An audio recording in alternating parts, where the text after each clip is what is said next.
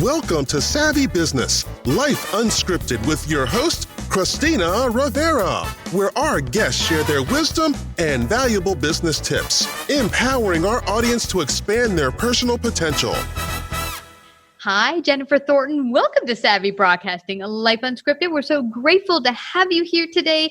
We're going to talk about a super fascinating topic, addicted to being right, the 7 deadly sins of leadership no one's talking about and how to fix them with conversational intelligence. I know nothing about that, but you're going to fill our audience in on all of that. For one, just get started a little bit with your backstory and how you came to working as a coach. Yeah, so my backstory, I grew up in the retail industry and I spent the first half of it in operations and the second half in HR, both domestically and internationally. So I have a really different approach because I look at the human resource part as the ability to achieve your goals and the ability to think about how do you deploy people to make sure your business goals come true. Ah, interesting. Now, where did the conversational intelligence come from? Did you create that? I did not. A woman named Judith Glasher, incredibly intelligent woman. She spent over 40 years studying the neuroscience of the mind and how it responded to conversations in the workplace. And then how did that influence business results? And I had the most wonderful opportunity to study underneath her and really start to carry on the legacy of her work. Wow, that's fascinating. And so our topic today, addicted to being right, which is interesting. I told you before the interview that I had worked with a mentor when I first started my business. And one of the things I had to get over was the addiction to being right, because she kept saying to me, okay, how many times are you going to tell me you can't change things and that they're just the way they are? But like, but no, you don't understand. I have no money in my bank account. No, you don't understand. And it's that kind of idea that, no, I can't be wrong. There's reasons I'm stuck in wherever I'm stuck. How does that come across, and what has been your experiences through understanding the addiction of being right? Right. So what happens is when we are right, we get a dopamine hit and that feels good and we love that. And who doesn't want a little feel good juice in your mind, right? Mm-hmm. So what happens is, if we are addicted to sugar or a substance and we, get that dopamine hit, we know we need more and more of it to get that same high. Being addicted to right is the same thing. So if I am right on this project and I get to where I'm addicted to being right, and the next one I have to become more right. And then over time, what happens is people stop listening to the truth or the facts because that might take away their ability to be right. And if I'm listening to other people's opinions and I'm going with how someone else views things, then I'm no longer right and I'm no longer getting my dopamine hit. And it can be incredibly dangerous in the workplace when we have leaders who are chasing that addiction. Interesting. I had heard someone mention the addiction to social media, kind of like, you need to look at your phone a million times because I want to see how many follows, how many likes, how many hearts. And it actually physically gives you this dopamine hit when you see those follows, likes, hearts, all those good things. And it's amazing how our mind works that way, that either the addiction of being right or sugar, or in some cases with social media, the likes, follows, and hearts. Yeah, it's all the same. And if you kind of took away the knowledge of what the substance is and you looked at the brain responding, if it was social media or sugar or alcohol, the brain physically responds the exact same way. And it's important for us to know that because we can kind of understand addiction, but we're not recognizing that our addiction could be social media or being right also. Mm-hmm. So if you begin to realize, okay, I am addicted to being right, how do you begin to approach that? Say, maybe you're a leader, maybe you're not, but you begin to approach it from a place where, okay, I'm going to look at this and begin to change this outcome. How do you do that? So one of the things, if I'm working with someone and I hear things around, I make all the decisions in my company, no one else can make decisions like me, then I'm like, all right, let's think about that. Or if I'm working with someone and they're very judgmental towards how other people are doing their job, even if it's a job they don't know how to do. Then I'm like, all right, let's think about that. And so there's some signs we have to start to watch for. If you are going home at the end of the day and you cannot say, I got curious, I learned something new, I saw something in a different perspective, then you are addicted to your own views and you're not open to others. So the first thing to know is, do we have this addiction? We got to figure that out. Wow. So it seems to me one of the keys to breaking this addiction is bringing curiosity to the forefront and beginning to look at where my views stuck in one place where I maybe need to broaden them. Yeah, absolutely. And you'll also see things like if you've ever, led a team and you walked in the room and you're struggling as an organization to sell a product and you walk in the room and you're like, tell me now why this isn't working. And no one says a word and they just look at you. They're waiting for you to tell them what they are supposed to think. And that means you've not been opening up that space for conversations. Oh man, I love this topic. I totally love it because more and more in the job force or maybe in life, people are getting, I think a lot less curious and kind of wanting to stay in their teeny hole. Like, no, this is comfortable. I don't want to think outside my teeny hole. Let's just stay here. And actually, I think it's less good for your organization, your business, and for your life if you're not allowing yourself to broaden, open up, and maybe be curious about other points of view and also seeing the world and your job differently. Yeah, you're absolutely right. And what happens is sometimes our mind doesn't want to get curious because then it creates fear. So if I am wondering if I know what I'm doing and maybe I'm in fear of my job, I might not be good enough or I might be in trouble with my boss, then you start to kind of shut down and not get curious because then the truth may be difficult. And so it's actually a way that your mind is chemically made to protect you. It's keeping you in the cave. Back in the day when we all stayed in the cave because it was safe, because there was big scary animals out there. Same thing today in the workplace. Our brain gets frightened by rejection and judgment and not being part of the tribe. All of those same mechanisms that kept us alive back in the cave tries to figure out how to manage it in today's society. Wow. And so let's bring this all the way to conversational intelligence. How does that work? What is that? And how can you use that to kind of build your addiction or get away from your addiction to being right? Yeah. So the conversational intelligence method helps us understand how our language either creates fear and creates someone to move towards their primitive brain, or how does our language create trust and we actually move someone to be leveraging their prefrontal cortex? Because when we're leveraging our prefrontal cortex, we're creative, we're collaborative, we're open to new ideas. It's where learning happens. And as soon as our primitive brain kicks in, it shuts down the prefrontal cortex. You're shutting down learning and new ideas. Everything you need when you scream at your team and says, I want the answers, that creates fear and you're not going to get it.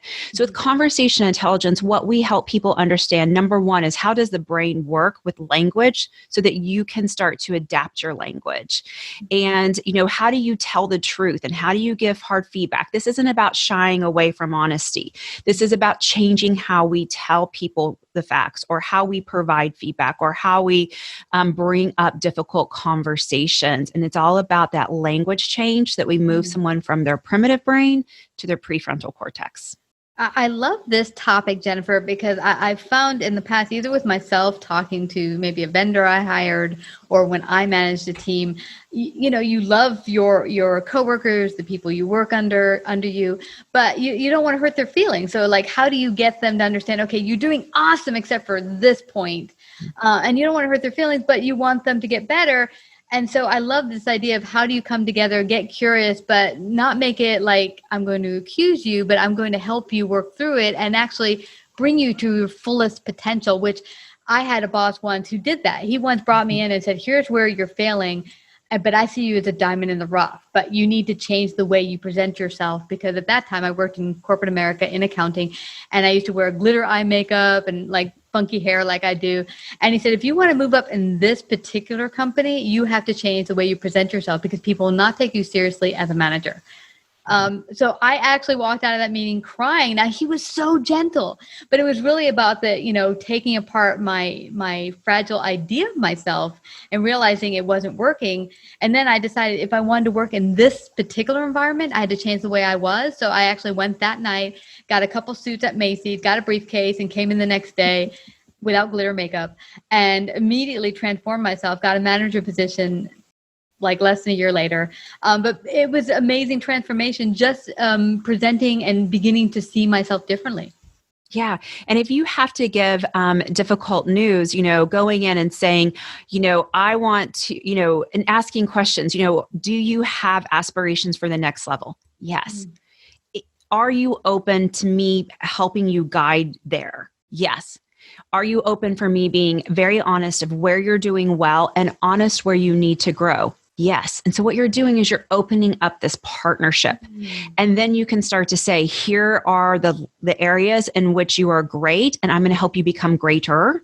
Here are the areas that we've got to get to a passing grade. And here's how we're going to do that. And helping, and then that's celebrating what they're great at. And it's because none of us are going to be perfect in all of our job functions. So there's an amount that we have to get to passing and then be incredibly amazing at what we're good at. Well, I like what you brought there is you brought the power of yes here, where you're opening up like, okay, how do I partner with you? You're not making it like, oh, I'm the boss that's going to show you how you can be a better person. You're saying, hey, I'd like to partner with you, partnership. Would you like to work with me in helping you get to the next level? And then you ask those varying questions that, open up to the partnership. Yeah, absolutely. The other thing I really, I see happen in the workplace is if you're the boss and someone comes to you and they have an idea and you're like, I don't know where this came from. I don't agree with it, but they seem really passionate about it. So use that as a clue that there's something important you need to hear. And so say to them, hey, I don't see it, but I'm willing to change my mind. Change my mind. And that you're not giving up your point, but you're willing to listen. And that allows that person to know that no matter if it's right or wrong, you're willing to hear it. And over time, it builds this confidence in your team's ability to come and be honest with you. Wow. And let's say they did come with an idea and you said, change my mind. But for whatever reason, in that particular organization, that wouldn't work. It allows you to maybe come up with an alternative that works for both of you and the organization. And then they were partnership in creating that. Absolutely. Because if you said, nope, that will never work here, which would have been easy to do, they would have gone back to their desks, been deflated. And the next time they had a great idea, it might be something you needed to hear, but their chances of bringing it to you is pretty slim because of how you deflated them the first time. So what I'm also gathering from what you're telling me here, by opening up the partnership, it also allows the person hearing whatever criticism wins and not wins. It allows you more openly to hear those maybe criticisms that aren't comfortable because you realize this person isn't here to knock you down. They're actually here to say, let's help you get better at the areas that you're weak in. Yeah, absolutely. And when you know that you're growing at work and everyone around you is growing and the language has created a growth mentality, then the great byproduct of that is people are willing to take more risk. And we know great ideas and great movement come from risk. And the opposite of risk is failure. And if you get in trouble for failure, you will stop taking risks because again, it's dangerous. You don't want to get out of that cave. But if you're celebrated for risky ideas, then you will open up to even more. And that is how you start to move teams and companies and ideas forward. This is so fascinating. I recall a couple of companies where I've had maybe great bosses that let you run to grow your potential and your skills and your talents. And those are teams and departments where actually I've grown as a person and so has the company. And so I love this idea of partnership and everyone coming on board to actually help grow everyone's full potential. Now, if you are a leader and you're not sure, am I building my team up to their full potential? Maybe I'm not living to my full potential. How does the leader begin to self-examine? Oh, such a great question.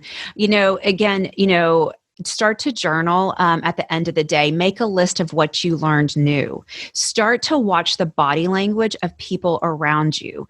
Are they, when you walk in, does their space shrink, or does it open up because they're excited to see you? Because our body will respond. And when you physically get within 10 feet of something, your memory neurons will release chemicals. So if I have a boss that I am frightened of, when I see him or her within 10 feet, my brain starts releasing the uh-oh chemicals, like, this is bad, be careful, don't say the wrong thing, make sure you look busy.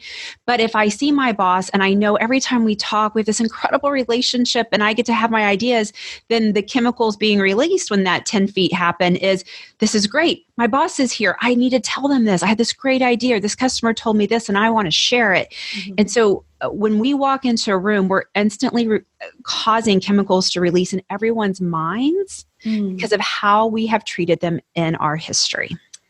Wow, that is so impactful. Many years ago, I recall going into a place where my ex-boss, that was the one that convinced me to start my own biz, he was working in an organization. He said, come on down. I'd like to hire you. It's a great place.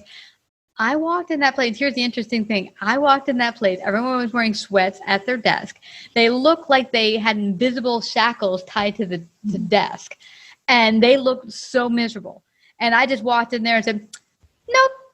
And it was interesting because just a few moments of the energy of all the workers in the place, I knew this was not a positive space to work in. And so you're right. It's actually, you don't even need to actually talk to them. You just need to feel their presence, walk in there and be like, nah, I'm outie. Yeah. And it's true. And it's because your brain senses something. And again, our brain's only job, it only has one job, and that is to keep us alive. And it was like, uh-oh, this is dangerous. And so your brain was like, don't do this. Like, it doesn't feel good. And so your brain was giving you a gift of protection. Yeah, absolutely. And that's that intuition that we often negate. And I've heard this even from people who said they've been criminalized, had a crime happen to them. They'll often say they felt kind of weird beforehand in maybe a certain situation or place, and they kind of, it's nothing. And sometimes if you listen to the intuition, or oftentimes, you'll get very positive information that could help you in your job and your life and keeping you safe. Yeah. Your brain actually scans for threat every 7 seconds unconsciously. And so sometimes when people say, oh, I just had this feeling, it was your brain scanning your environment every 7 seconds. Because again, its only job is to keep you alive. And so it has to work really hard to do that. And it doesn't always recognize the difference. And so a snake, and a mean tyrant boss, your brain is responding to that fear and threat the same way. It doesn't have different chemicals for, 50 different things that could go wrong in our life. It's the same chemical, that cortisol, that kicks off every time, that adrenaline. Well, this has been so fascinating. I think we could go on for several hours on this topic. It's just so fascinating. But I want them to find out more about you, how they can work with you, and hear more about this. How can they do that? So you can find myself and the team at 304 Coaching.